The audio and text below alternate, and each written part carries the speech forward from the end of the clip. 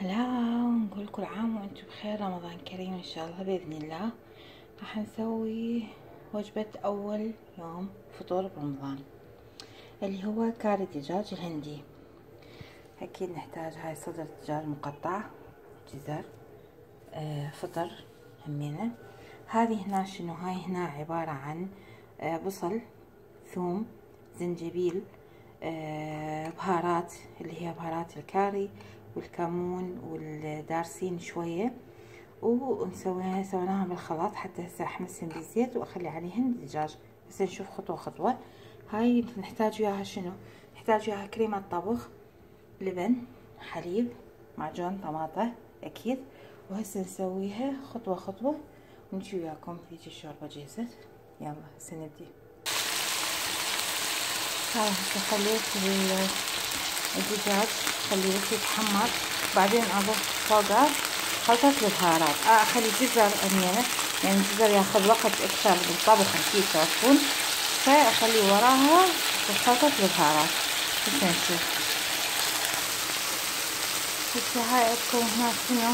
تحمرت قطع الدجاج والجزر همينة. هسه نخلي شنو؟ نخلي خلطة البهارات اللي سويناها ونخلطها كليتها. هسه هاي صارت هيجي وخليت الخلطة مال البهارات. على فكرة ريحتها مو طبيعية خرافية. شو هسه راح انقلها الجزء الأكبر، يعني بعد وراي فطر، وراي معجون، وراي كريمة ولبن وحليب.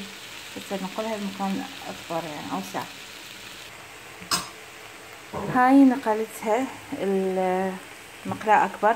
على فكرة شو يسمونه، الفطر هو راح يذب المي مالته، فما راح تحتاجون تضيفون اي مي. عفوا عليه كيف على نار هادئة حتى يتخلص من كل السوائل اللي بيه، وبعدين وراها شنو؟ كمل الطبخة مالتكم. هسه نرجع لكم مرة اخرى. هسه خلينا الفطر، شوفوا ايش قد مي مالته يذب.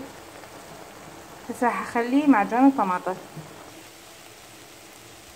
هاي شوفوا هسه راح احط كريمة الطبخ واحط الحليب وياها واخلطها. هاي طبعا نهايتها صارت هيك شكلها، يبقى بس للاكل. سهمنا وسهمكم العافية.